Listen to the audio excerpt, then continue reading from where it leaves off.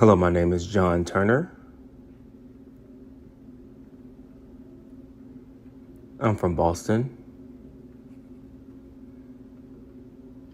I'm a man, a black man. In the background is a library, and I'm wearing a striped gray and blue shirt. My favorite color is blue. So I'm here to share my experiences with the world and share my story. How I grew up. My story involves a lot of things. Bullying, being in a gang, and myself as a former drug user. I was homeless. Just so much has happened. I have something inside of me. It's God's spirit. I felt this spirit since I was a little boy, which is when I first experienced it. When I first felt it, wow, it was powerful. I had been through some tough times. I'll never forget, Roxbury is where I grew up, where the projects are. That's where I grew up, in a really strong black community with a lot of crime. Yeah, that's where I lived. My grandma had 9 kids. We had a pretty big family. I was born to a mother who was an alcoholic. She had 6 kids, me being the only deaf one. I became deaf around 3 years old. My mom passed away later on when I was 8. But around age 3, I started going to a deaf school up until I was 8. Yeah.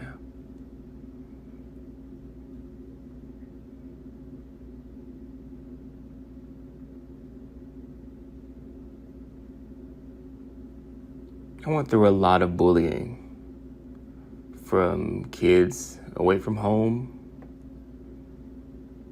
It's because when I turned 3 years old and became deaf, my voice changed. I couldn't hear the sound it made anymore. So I was bullied for it.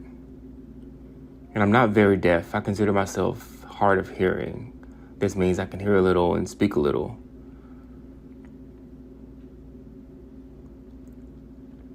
My family used to talk so loudly to me. And I would talk to them. I'd do a little bit of gesturing too, but mainly I'd have to talk to my family.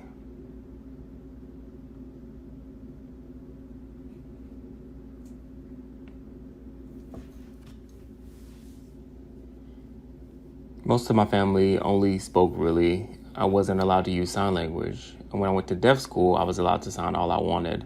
When I got back home, I'd be more hard of hearing and speak. I'll never forget when I started playing outside and kids began to notice my voice was different. So they started throwing rocks at me. And I would run away and they would chase me, throwing rocks. It was awful. My mom would have to come outdoors and yell at the kids to leave me alone.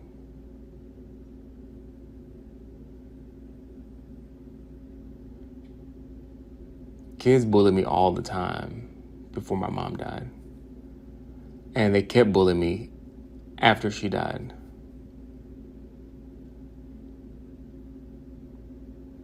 Around the time I was 8 or 9, I was still being bullied. I would always play basketball. I played all the time.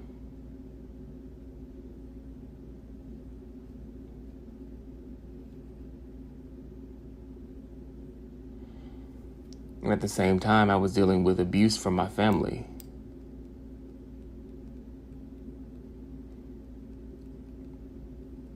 It's funny, away from home, I dealt with bullying, and at home, I dealt with abuse. So I had two things to deal with all the time: abuse and bullying.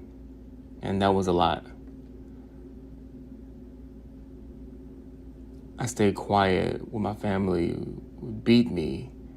My aunt, my uncle, they never really helped me. My aunt is my mother's twin sister. They look down on me because I'm deaf. They're like, since you're deaf, you can sit over there. You know, that kind of attitude. At the same time, I couldn't talk right. I was a real quiet boy. I always thought, who's gonna protect me? Who will always be there for me? My mom. My mom would always love me no matter what. She loved me to death.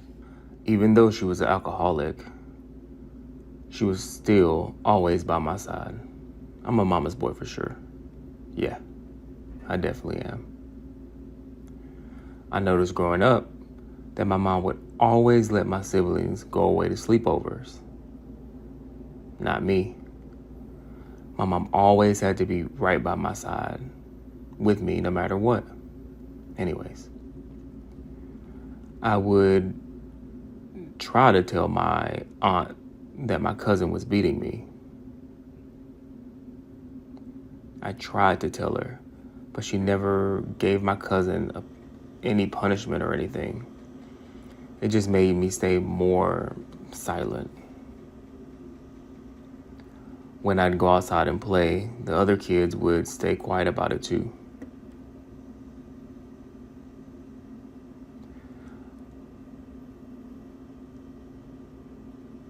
I made my friends playing basketball because there isn't much talking when you play basketball. Instead, people are waving their hands, trying to get the ball, throw the ball, and communicate that way. Yeah. Wow. I used to love playing basketball. Brings me back.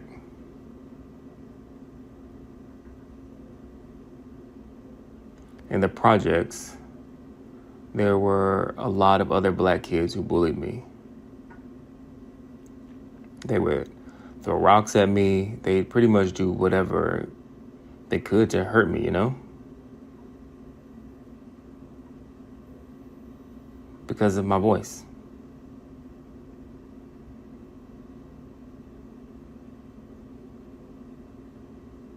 But in my hometown, where there were Spanish-speaking kids too, they didn't bully me like the black kids did. When I met the Spanish-speaking kids,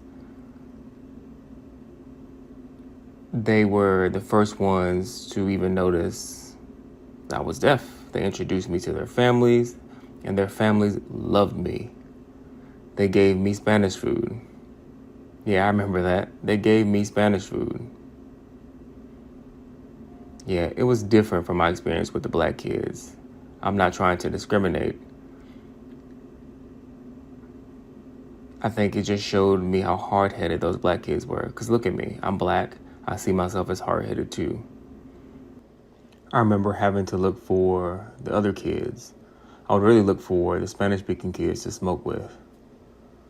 The other black people, though, I stayed away from them because they bullied me. Yeah, it was bad. They picked on me all the time. Every time I talk. I thought the black people in my hood picked on me more than anyone else. When I found some Spanish-speaking people and they accepted me, it was nice because we would smoke together. I felt very depressed at the time, very depressed. And I always thought, where's my mom? Where's my mom? I'd look around me and I'd see my aunt and just remember that my mom wasn't around anymore. And after the funeral, I started spending a lot of time outside. Just because I would go through so much abuse at home, it would be easy for my cousin to come into my room and force me to clean up and do chores. I hate when others look down on deaf people. That's why I decided to disappear and leave home.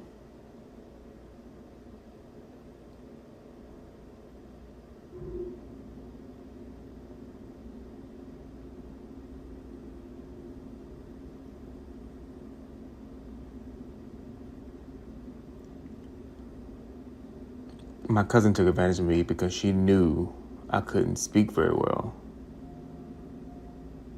That's how she was able to beat me so easily.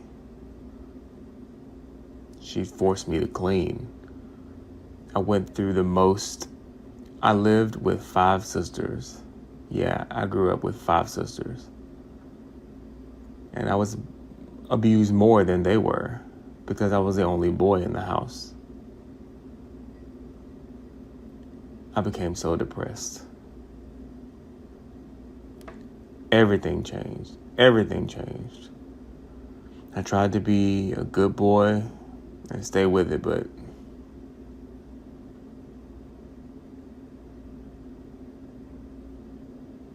I tried to be a good boy, but the abuse changed my behavior.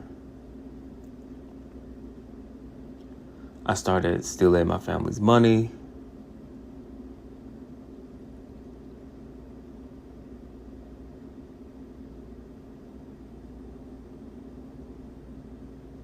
I started going out looking for trouble. I felt all alone at that time.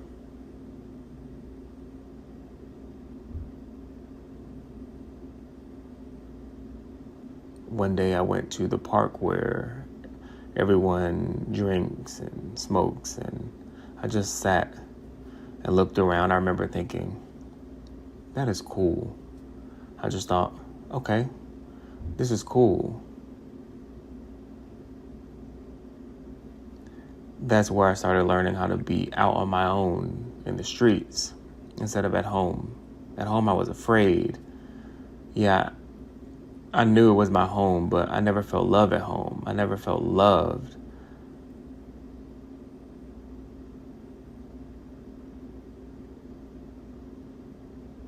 Out in the streets, I felt more love than I did at home. The abuse on the streets was different from the abuse at home.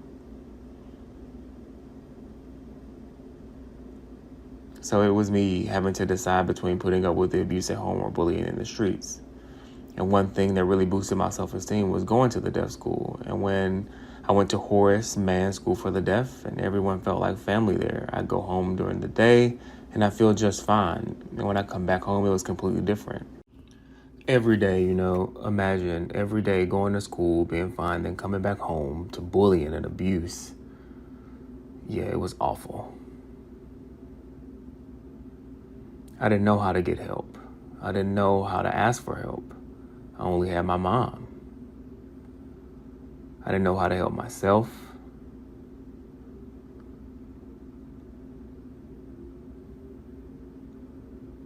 My aunt forced me to start going to church. She wanted me to stay out of trouble because the area I lived in was dangerous. So I started going to church. I never liked church when I was a little boy. Putting on a tie and all that, the fancy shoes, ironing the pants, ironing the shirt. I did that every Sunday.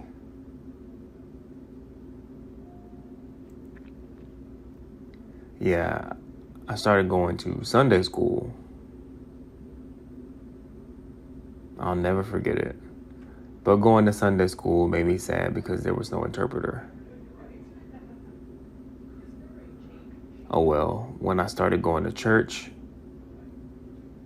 I saw they had, they had Sunday school class. They had class. And I would sit in the class, and one day I escaped to the bathroom and I started crying. I was crying because I couldn't read. I couldn't write either.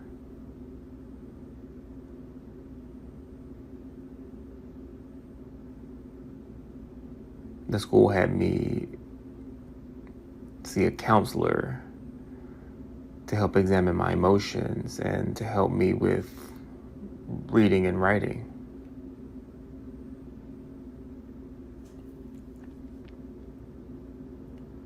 But it was good because the school found out I have emotions.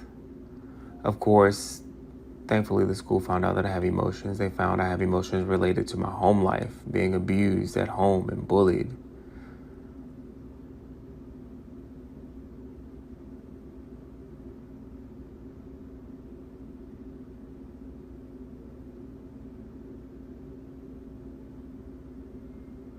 I don't remember how the school found out. Maybe at that time my mom was the one who contacted them. But that experience made me more powerful, more strong-minded. Because I'm a strong man.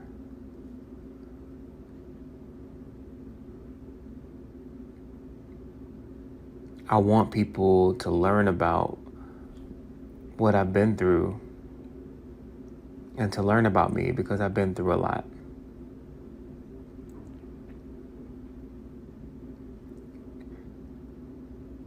Everything I've been through, I was never alone. God's Spirit was with me. And I'm very grateful I got the gift from God's Spirit. If God's Spirit wasn't with me all that time, I for sure wouldn't be here today. I wouldn't be here. Or if I wasn't here, I would be in jail for a long time for sure. Everything that went wrong in my life is because of what happened that day at the table. It's the same thing.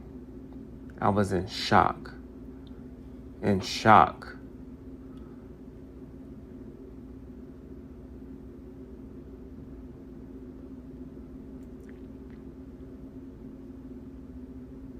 Oh, at the table is where I was introduced to the Spirit. That's where the Spirit was exposed to me. I'm not sure why the Spirit exposed himself to me exactly. I didn't ask for it. At that time, I was falling asleep for a minute. And he forced me to get up. And when I woke up, I saw, it was funny, really funny. It was funny. What I feel, I don't hear voices. Maybe it's because God knew I wasn't ready for language. I was just a child when this happened. Mostly what I'll hear is music. Yeah, music would start playing like a cheery ringing sound. When I would go to the deaf school, I never heard any music. It felt normal, like home, and there was no music. But as soon as I was on the bus and it crossed over the line into the projects, I would hear that sound again. It was different when I was at school and when I was at home, what I would hear.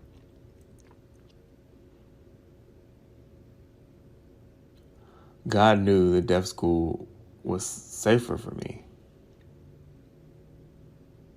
When I went home, God let me know it wasn't safe. So the Spirit putting the ringing sound in my body was a way of letting me know he was protecting me. I remember the first time I was introduced to the Spirit. I really wanted to tell my aunt about what happened to me at that table.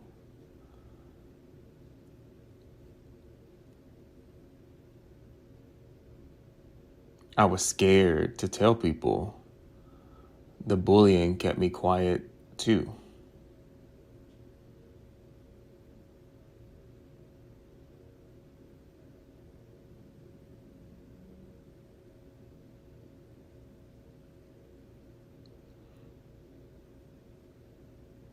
it was tough because I thought that if I told people, they would just assume I had been high from smoking so much.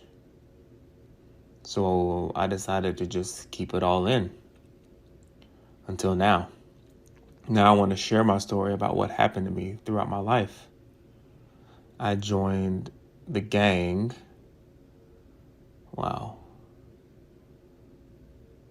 I joined a gang. The Spanish-speaking kids didn't ask me to join the gang. No, they didn't ask me. I was super stubborn and I followed them around everywhere. I think it's because I was being so badly abused. I just didn't care about myself anymore. I just spent more time on the streets and I would follow them. Kind of watch from far away, them working with all the money. I wanted that. It looked like they were having a good time and I was lonely and I just watched them like, I want to have fun like that. I want money too. It wasn't easy to join the gang. I'd follow them and they kept pushing me back. But I was still stubborn. I'd follow them until finally I got in. And even after I joined, they bullied me. I don't know. I think because I grew up with so much bullying, I just learned that that's the way life was. I was probably 10 or 11 when I thought, it's okay that they're bullying me, but they're not gonna ever hurt me. They wouldn't hurt me because my family has strong connections in the projects. My family was tight with my friends' boys. All the adults and their friends knew each other. You know what I mean? That's how I realized that, I was being bullied, but I would never be hurt. I think that's what made me decide to try to join the gang. I still went through a lot of pain, a lot of hurt. And sometimes I drop off late at night and go into really dangerous areas. I don't know why, I just get lost. I would yell at God. I hated myself. Cried a lot. I'd yell at God because I couldn't talk right. I can't write. I can't read.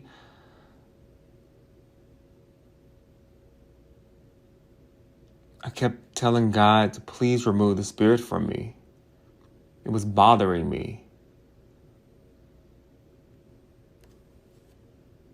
I told God, this is my life. I can make money all on my own if I want to. Stop bothering me. Stop. I understand you're warning me. I get that. You're trying to send warnings to keep me safe. I get it. But this is my life.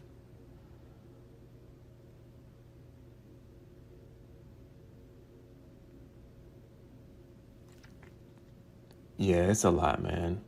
The same thing happened when I moved to Atlanta, Georgia. The same exact thing. I sold drugs in Atlanta too.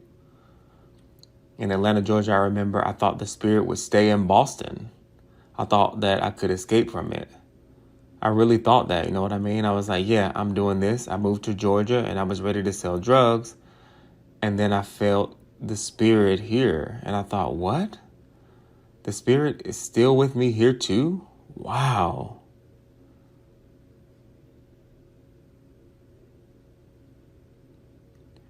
How did I know that the spirit was with me?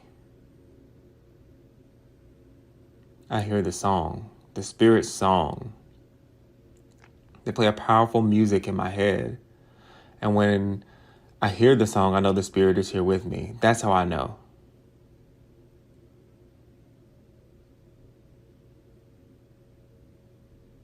I remember when I first moved to Atlanta, Georgia, it was real dangerous area. And there was another gang there. They were all watching me and I just ignored them and just kept walking by myself, and then I heard a gunshot. I looked up, and the spirit told me not to worry. So I didn't worry. Then I decided to walk back the way I came, and all the guys were just staring at me real suspicious. They were testing to see whether I'd run or not. But I didn't run. I grew up with gunshots going off all the time, so it didn't bother me. I was just used to it. I have a good feel for if a situation is dangerous or not. How I know is I'll hear a sound first, then I'll notice my body language changes. My heart would start pounding. I just knew it.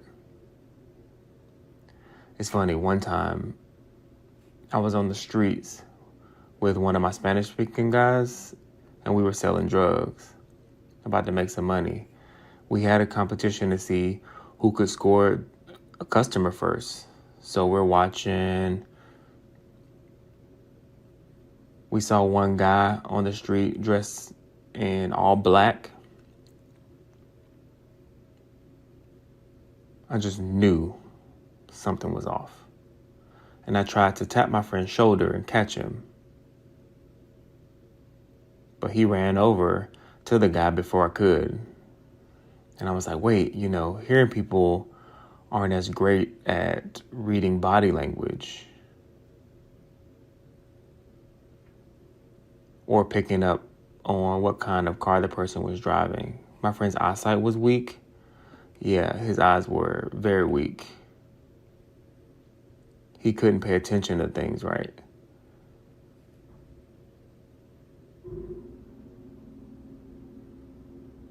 His eyes just went the wrong way. But my eyes are better at paying attention. Because, I can't hear. But I can read people, though. I tried to grab my friend, but he just ran ahead. Personally, I wouldn't rush for money more than anything. I didn't want the cops to arrest me. But my friend, he wanted the money, so he ran ahead. He wasn't paying attention to the guy's clothes, his face. When you sell drugs, you have to be able to read people, like their faces. If they have a healthy looking face, it's a tell that they're not on drugs. They're undercover. You have to watch their face. There's a certain smell too. My friend was running ahead to meet the guy, and I told him, come back. But he kept going though. And as soon as he started dealing with the undercover cop, he arrested him. I just watched it happen. I must have lost over 15, 20 homeboys.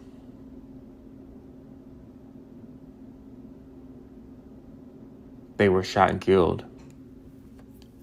3 of my homeboys are in wheelchairs now. Yeah, 3 of my homeboys are in wheelchairs.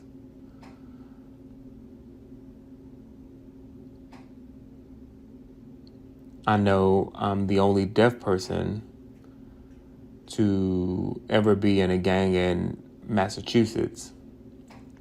I'm not talking about other states, but in Massachusetts, I'm the only one. I've seen dead bodies.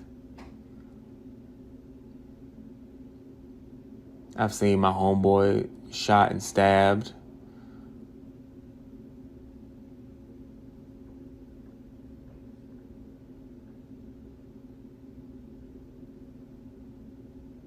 It was a lot. It's a lot to deal with. Yeah. I've been hurt on my face before. I broke 3 bones in my face. And at that time, I felt like a failure. I was learning. I felt like a failure because I was drinking too much. But I'm a survivor, though. I'm here now. I'm happy to be alive today. Wow, I'm 45 years old now. I've seen many of my friends end up in jail or dead. So many of them.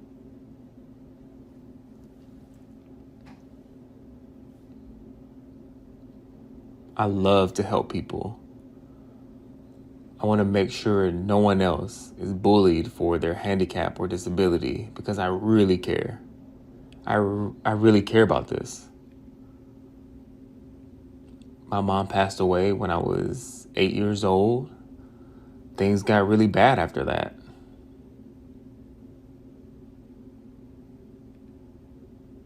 And that's why I'm here.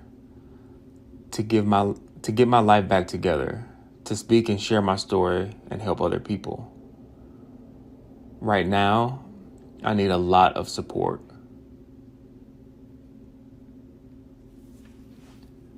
My behaviors haven't changed since I was a little boy, meaning I'm still lonely. I want to share my true story, but I haven't known how to. That's why I come here to the library every day and try my best to read and write.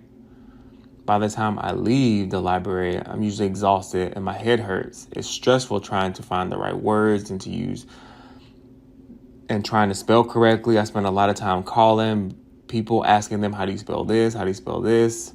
I get really tired, but I'm not going to give up. God saved my life, and now it's my turn to help. It's my turn.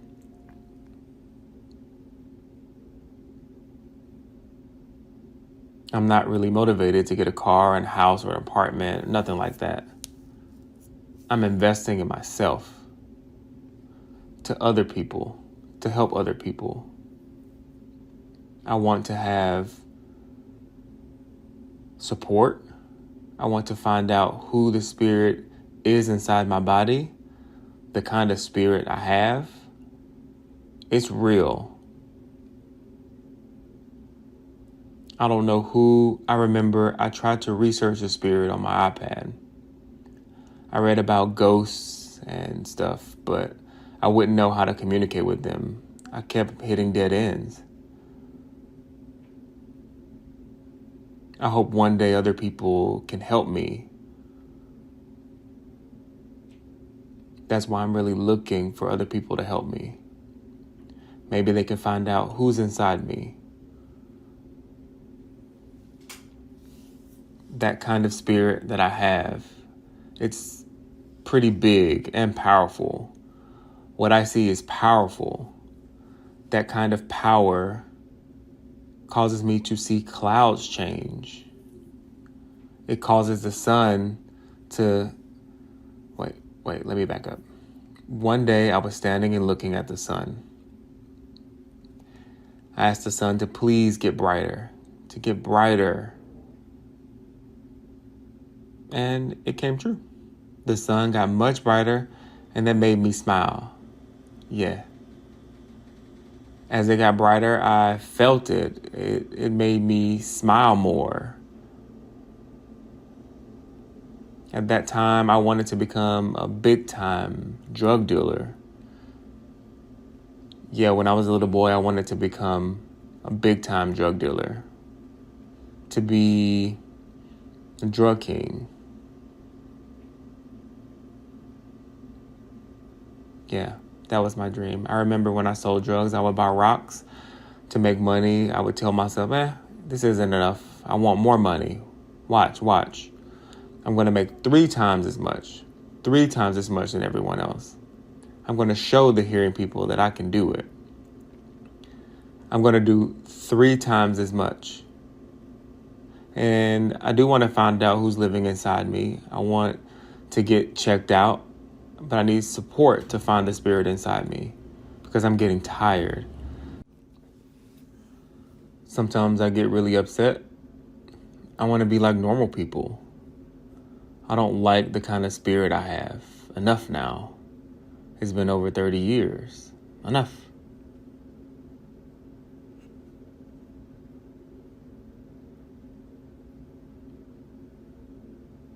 have a good heart. When you cry, it doesn't mean you're acting like a baby. There are many good reasons for crying. When I went through my trauma, I just lived with it. I'd see a dead body and just move on with my life. It happened in Colorado. I was sleeping in a hotel. The hotel wasn't safe.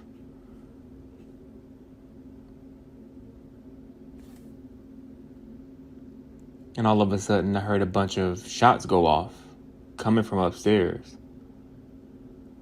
When I went up, one guy was lying on the floor. I saw another guy with a gun, and he just stared at me, and then he ran. I ignored him and walked over to the guy on the ground, and he was already dead.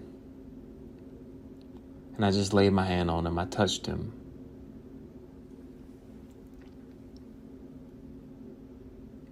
I think I'm pretty brave.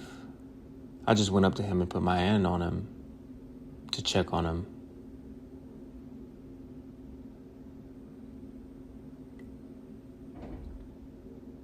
Everything that happened in my life made me depressed.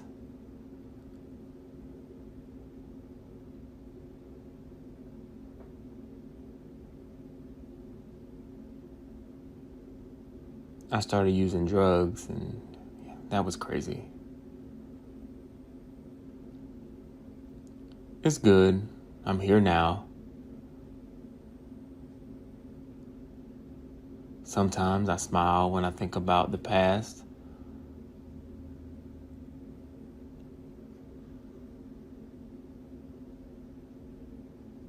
It's never about what happened. It's about the fact that I'm still here. I'm brave. I go to the gym every day.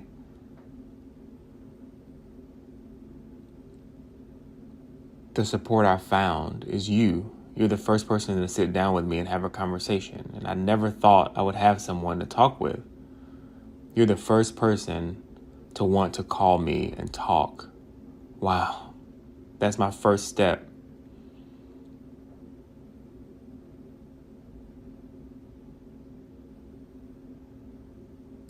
I hope other people hear this story.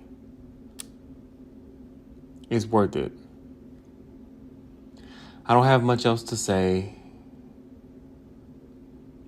but I would just say to the people who watch this video, thank you for your support. I'm not going to give up on my dreams. My dream is to become a presenter. Thank you so much.